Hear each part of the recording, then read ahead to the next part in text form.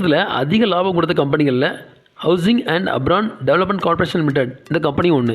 இவங்க பார்த்தீங்கன்னா கிட்டத்தட்ட 385% ப்ராஃபிட் மட்டுமே கொடுத்துருக்காங்க அந்த ஒரு வருஷத்தில் மட்டும். இந்த கம்பெனியோட கேபிட்டல் பார்த்தீங்கன்னா 57,134 கோடி. இந்த கம்பெனியோட கரண்ட் ப்ரைஸ் பார்த்தீங்கன்னா இப்போ 285 ரூபாயில் ட்ரேட் ஆகிட்டு இருக்குது. இதோட ஹை லோ பார்த்தீங்கன்னா இந்த வருஷத்தில் மட்டும் 56 ரூபாயிலேருந்து 300 ரூபா வரைக்கும் போயிருக்காங்க.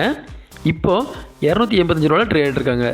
இதோட PE ரேஷியோ பார்த்தீங்கன்னா 27%. புக் வேல்யூ பார்த்தீங்கன்னா 83 ரூபா. டிவிடெண்ட் ஈல்டு பார்த்தீங்கன்னா 1.36%.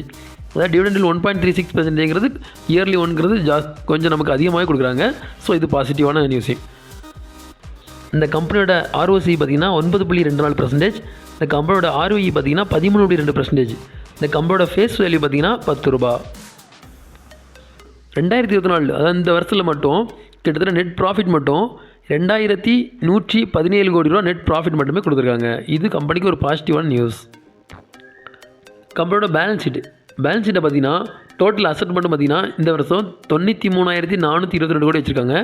இது வந்து வருஷம் அதிகரிச்சு வருது. கிட்டத்தட்ட 2022 பார்த்தீங்கன்னா 78,000 கோடி வச்சுருந்தாங்க. 2023 80,000 கோடி வந்தாங்க.